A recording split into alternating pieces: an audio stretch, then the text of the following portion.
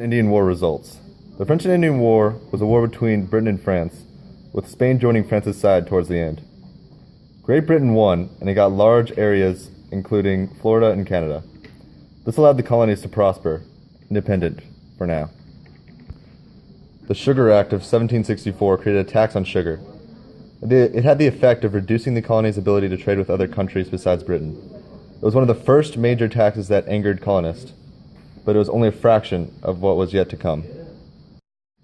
Currency Act of 1764 was an act passed by Parliament in order to regulate the currency colonists used to trade and pay debts to British merchants. The law forced colonists to pay taxes and debts to British in the form of specie instead of their colony money. This act frustrated many colonists because there was not a lot of easily accessible specie, and most of what little there was already being sent to Britain. The Stamp Act. The next major act passed by Great Britain was the Stamp Act of 1765. Because stamps were used on tons of items, this essentially created a tax on all kinds of paper. The British were using the money generated by the taxes to repay their massive debt, and many colonists thought it was unfair. The Declaration of Rights and Grievances was a document written by the Stamp Act Congress, and it declared that taxes imposed on the colonists without their consent is unconstitutional. Patrick Henry was also a major influence against the Stamp Act, famously giving his "Give me liberty or give me death" speech.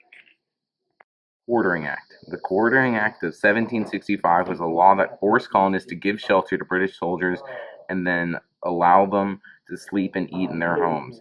This was hard for many colonists, as many of them were poor and they struggled to feed themselves. It was unreasonable to task them to give up a bed and meals to soldiers. The Townshend Acts.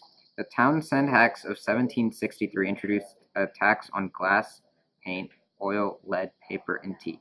These taxes were intended to pay the salaries of British officials. Colonists hated the external taxes on everyday things, and many protested the law by boycotting or attacking British officials.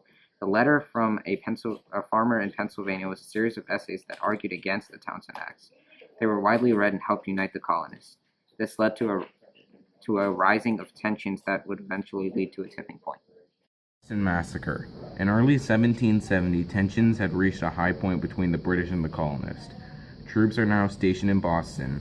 One day, a confrontation between a group of British soldiers and an angry mob escalated until shots were fired, leaving multiple colonists dead. This massacre was sensationalized with propaganda, which helped turn the public's opinion against the British and led to more open defiance against the crown. Tea Act. The Tea Act of 1773 was designed to help the struggling East India Company, and it actually lowered the prices of tea. However, the colonists did not trust the British and assumed they were planning something suspicious. They rejected the tea and protested it, with the colonists becoming more and more hostile to the British stationed in Boston. This was the final straw that sparked the rebellion against Britain. The Boston Tea Party was an act of defiance, protesting the unfair taxes that Britain had imposed on the colonies. One night in 1773, Samuel Adams and the Sons of Liberty boarded a ship carrying crates of tea and dumped them overboard.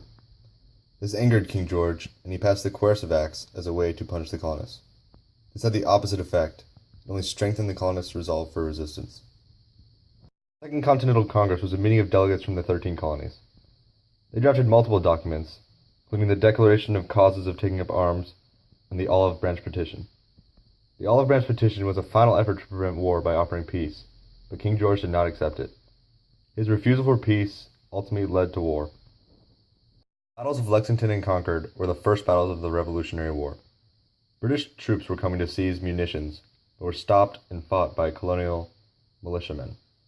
The first shot was known as the shot heard round the world, as was the start of a massive war between the colonies and Great Britain. Common Sense was a pamphlet written by Thomas Paine in 1776. It laid out, in simple, logical terms, why the colonies should fight for independence from Britain. It was wildly popular and played an important role in winning the revolution against Britain by convincing many people to take up arms. The Declaration of Independence was the announcement that the 13 colonies were becoming a sovereign state, free from control of Great Britain. The United States of America was formed. It listed why America was becoming independent and laid out the fundamental right that all men are created equal. It is one of the most important documents in history and has formed the basis for thousands of other documents and constitutions. The Join or Die political cartoon on the right was written by Benjamin Franklin. He was a talented man who was a scientist, inventor, author, diplomat, and founding father of the United States of America. His message is that if the colonies do not join together to fight the British, then they will all fail. The other political cartoon on the left shows an old man pulling on a group of children across the Atlantic Ocean. The old man symbolizes Great Britain. The group of children symbolize the colonies. The strings represent Britain's tight control over the colonies. The message is that the colonies need to grow up and fight for independence.